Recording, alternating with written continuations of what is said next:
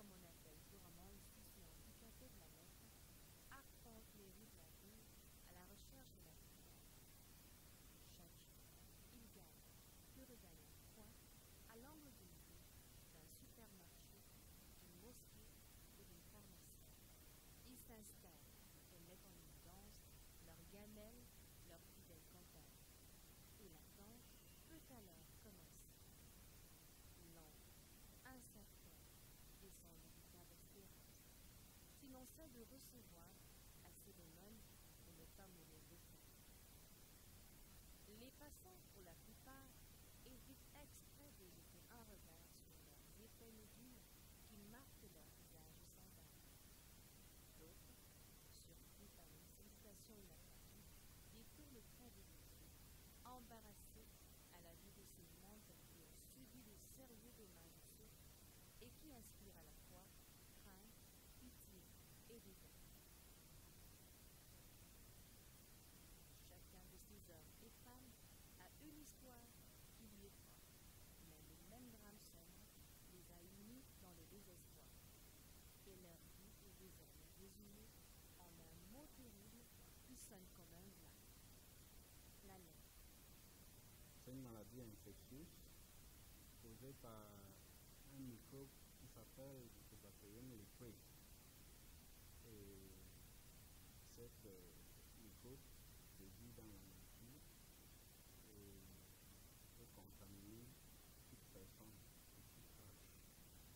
Mais seulement que cette contamination n'amène pas directement à une maladie parce que 600 personnes contaminées, seulement 5 vont aller jusqu'à développer la maladie.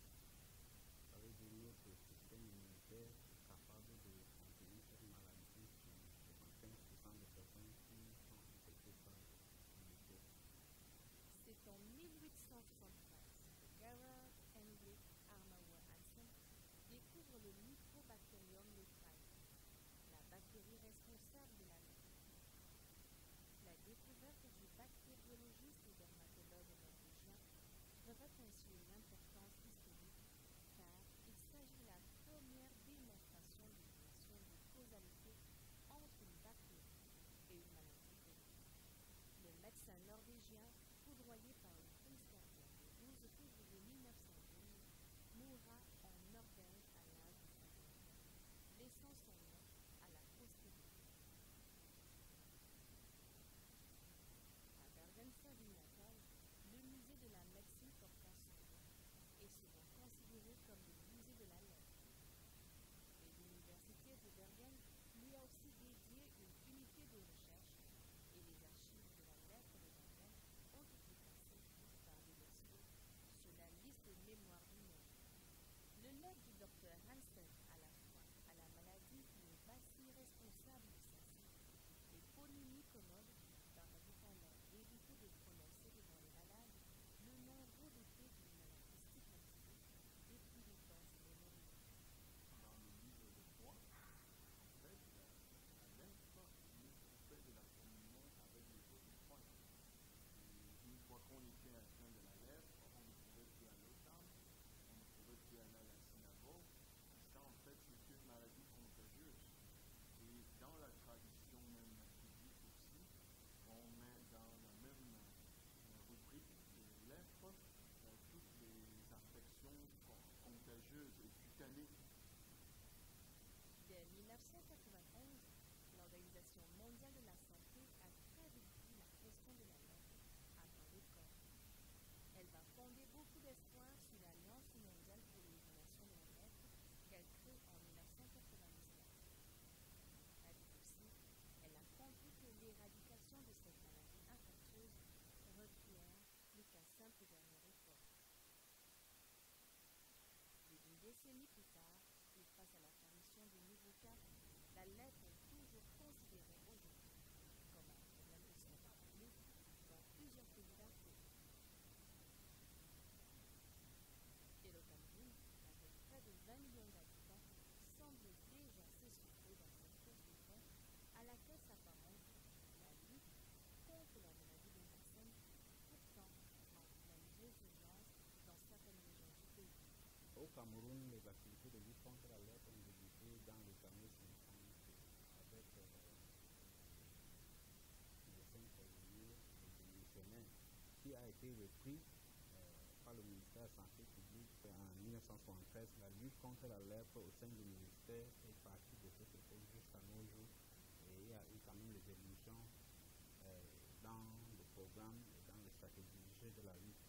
Dans les années 60, il y a eu une molécule qui s'appelle Dapsone, qui est d'ailleurs utilisée en combinaison avec d'autres médicaments. Mais à l'époque, ce médicament était utilisé seul pour combattre la lèpre, mais il s'avérait que les résultats ont eu subis, et on ne connaît pas les résultats escomptés. Et ceci a poussé la communauté scientifique à faire beaucoup de recherches pour trouver des médicaments plus efficaces. C'est ainsi que dans les années 70, il y a eu la découverte d'autres molécules telles que la clofazimine et la rifampicine, qui étaient plus efficaces en l'impact sur la lèvre. Et en 1981-82, il y a eu un groupe de recherche de l'OMS qui a travaillé sur les combinaisons thérapeutiques. Et suite à ces travaux, il y a eu la recommandation de traiter la lèpre avec une combinaison de 3 antibiotiques, dont la bacille, la céphalosporine et la rifampicine. Et en 1985, l'OMS a donc recommandé cette combinaison. Et c'est depuis lors que nous utilisons cette combinaison pour premier groupe, qui a été une combinaison très efficace. Je peux vous dire qu'avec ce traitement, le fardeau de la lèpre a été fortement diminué dans notre pays ainsi que dans le monde. La lèpre est une maladie non héréditaire dont l'agent pathogène attaque la peau et le système nerveux. Elle atteint souvent des personnes sous-alimentées, des personnes qui souffrent de carences alimentaires et qui vivent dans la promiscuité et la précarité. En fait, la lèpre a hérité du surnom peu flatteur de maladie de Crohn. Elle s'attache ainsi à ceux-ci et les ronge comme la ruse d'un glacier. L'image typique du lépreux horriblement mutilé et aveugle suscite encore bien des interrogations sur cette maladie, son mode de transmission, ses manifestations et son traitement. La lèpre, il faut rapidement utiliser d'autres tâches. Dès qu'elle est un peu de tâches de finance, il faut utiliser une mycose. Une tâche de mycose qu'on appelle est bien rouge, cuir.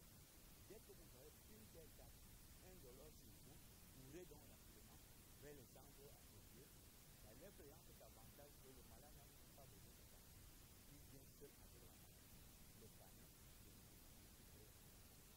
Quand on prend vite en charge un cas à ce niveau, 6 mois, il est guéri et il n'a même pas de. Quand nous comptons 4 tâches, c'est qu'un cas qui doit être pris, on les appelle aussi bactéries, donc il y a peu de bactéries, on doit les soigner en 6 mois.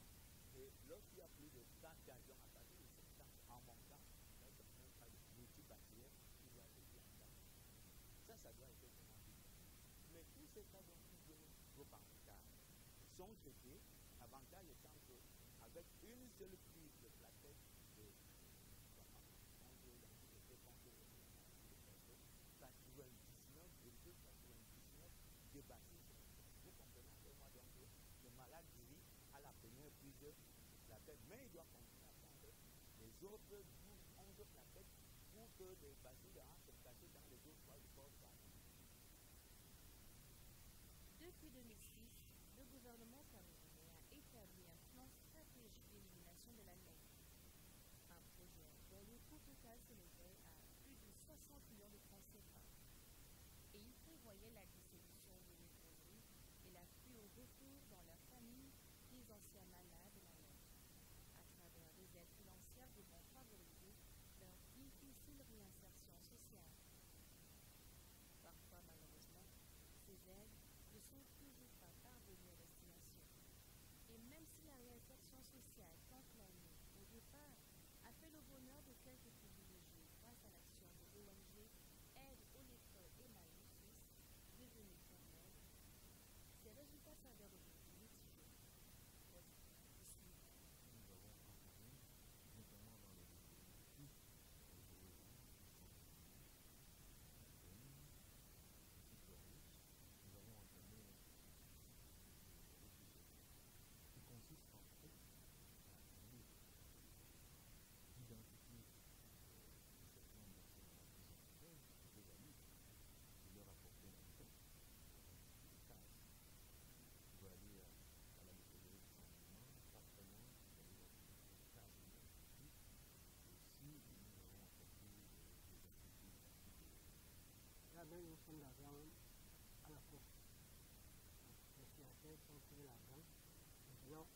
quel cas là, c'est comme atteindre mais là, c'est pas tout ça.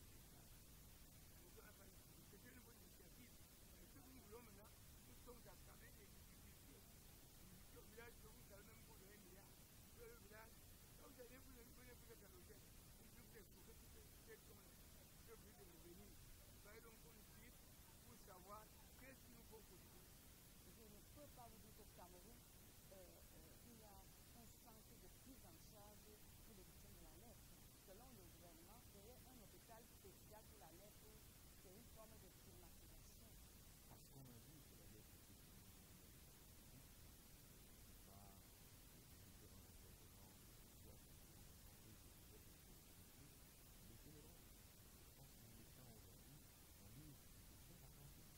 Si rien n'est fait, c'est à développer. Coincé dans l'engrenage d'une prise en charge toutefois le rapprochement du malade de sa communauté, afin d'éviter la stigmatisation, le paradoxe d'une absence totale de soins médicaux, certains anciens malades ont vite fait d'assimiler à un grand débarras la nouvelle politique des autorités du ministère de la Santé publique. Rejetés par la famille et difficilement acceptés dans les centres de santé, ils se sont retranchés dans les léproseries abandonnées, comme ici à Agos, où Ivrage, l'adversité du quotidien dans le dénuement total, partagés entre leur jouisseur et l'incertitude des soins dont ils ont besoin, mais qui ne sont plus jamais arrivés.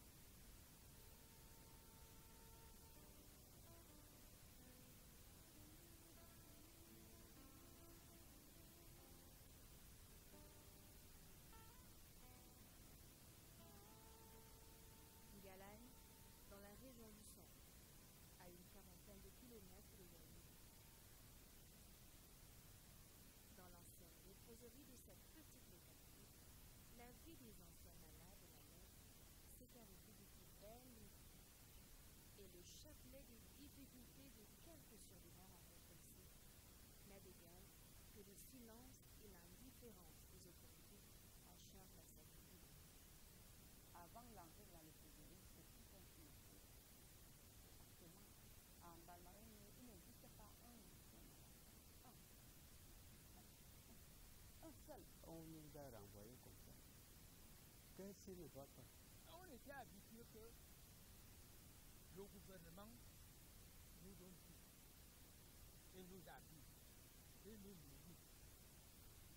Et maintenant, comme on est limité, c'est la mort. Il y avait d'autres. Vous arrivez, vous trouvez que les gens couchés sur le sol. Pourquoi il n'y a pas de suivi? Mais on fait le bon rapport à l'État. On les a oubliés. Même l'acte de mariage de Gaspard et de Bernadette, signé sous le régime monogamique, n'a pas rapproché le couple de la famille. Celle-ci, peu préoccupée par le handicap et les frais du mariage, attend avec impatience sa disparition pour jouir de son héritage. Vous savez, la famille c'est compliqué.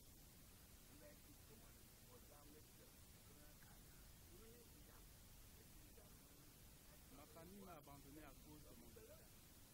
Mais elle veut mon héritage. N'ai-je donc le droit de dire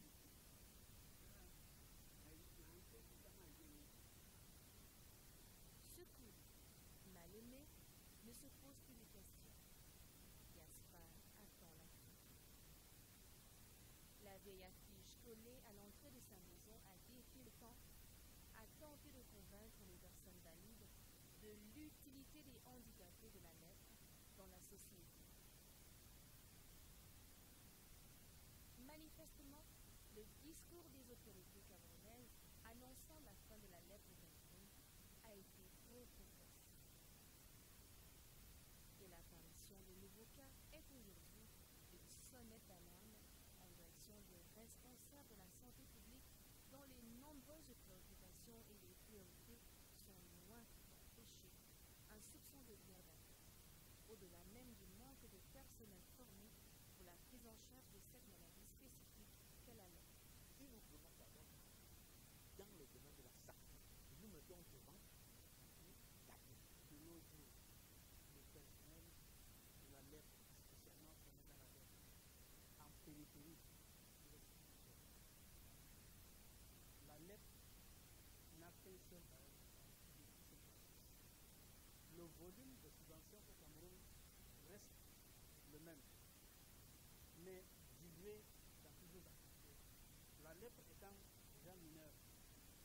lectures qu'on donnait à la lettre se répartissent maintenant dans d'autres programmes. Et à ma connaissance, la lettre n'est pas écrite dans le budget de l'État.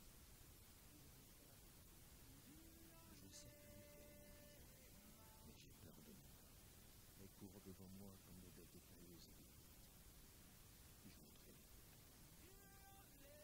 J'ai grandi ces connaissances. Nous sommes qui font des feuilles le plus heureux que je connais. Le pauvre signe que j'arrache par le sommeil qui est sous sa tête. Au Moyen Âge déjà, la lèpre était définie comme la maladie qui ronge et considérée comme une punition divine, une fatalité.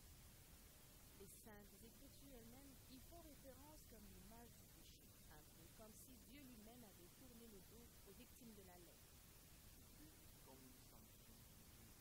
On ne pouvait plus aller au temple et on restait isolé. Chaque fois que quelqu'un qui était très important rencontrait un lépreux, le lépreux, lui, devait se mettre de côté et crier à tue-tête impur, impur, de baisser la face contre terre, de laisser passer les autres. Parce que lui, il était comme un damné. C'était le rhum littéralement. Et souvent n'a pas expié mon péché de lèpre. Je suis oublié jusqu'à la résurrection. Vous venez où nous demander si on pouvait avoir un pavillon à la au centre Zamour de Yali. On a dit que la lettre est unique. Ce que moi je constate est que c'est tout ce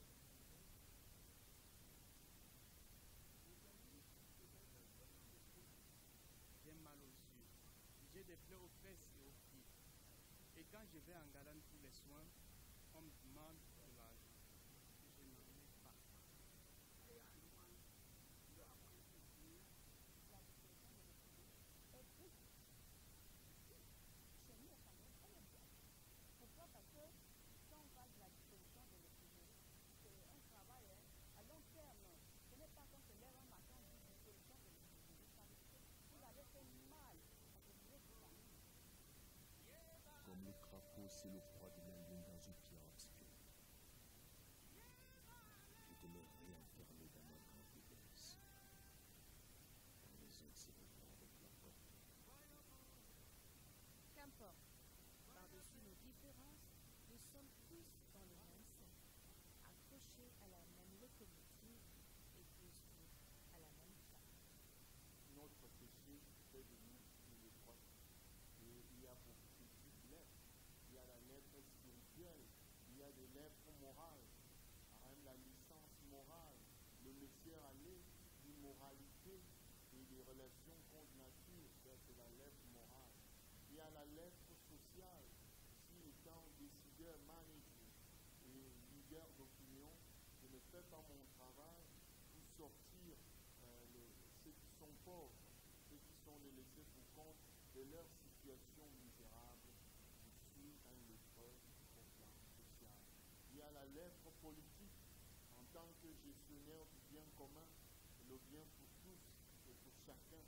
Je ne gère pas ce bien comme il faut.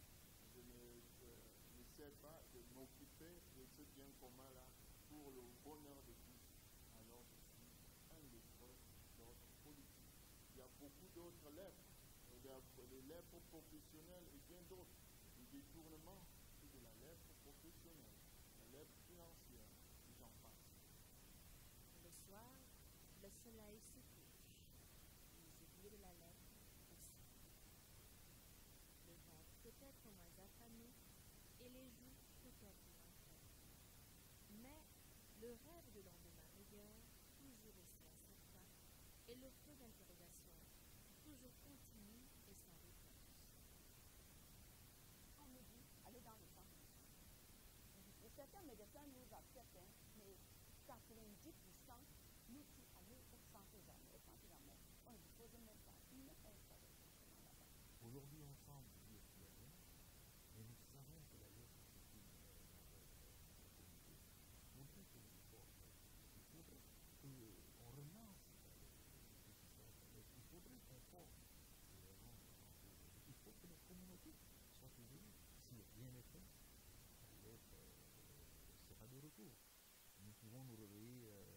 plutôt, au lieu de parler d'éradication, nous pouvons nous lever dans 10 ans avec des situations pas très bonnes, avec des milliers de cas de lèpre.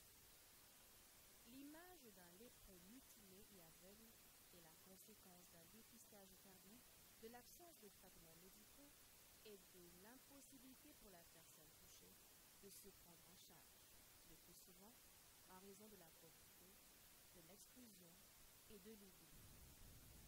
Toutes les 7 secondes, une personne perd la vie à cause de la lèpre. Celle-ci attaque les hommes plus que les femmes et les adultes plus que les enfants.